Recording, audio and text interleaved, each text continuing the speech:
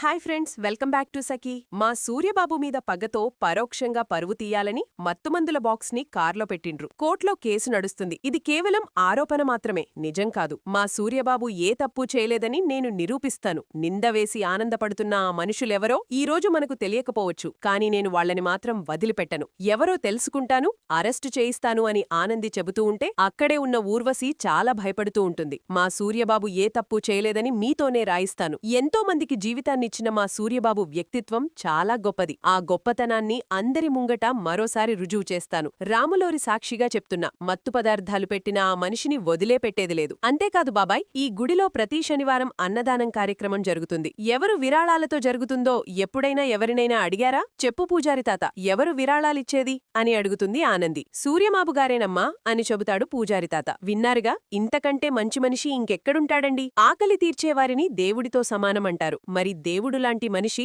దేవుడి కళ్యాణం జరిపించడం తప్ప? సారీ అమ్మా, ఒక మీడియా పర్సన్గా ఆలోచించాను, కానీ ఒక మనిషిగా ఆలోచించలేకపోయాను. సారీ సూర్యగారు, మీ చేతుల మీదుగా మన రాముడి కళ్యాణం జరగడం తప్పేమీ లేదు అంటాడు ఆ మీడియా పర్సన్. మరిన్ని అప్డేట్స్ కోసం ప్లీజ్ సబ్స్క్రైబ్ చేయండి. Thanks for watching.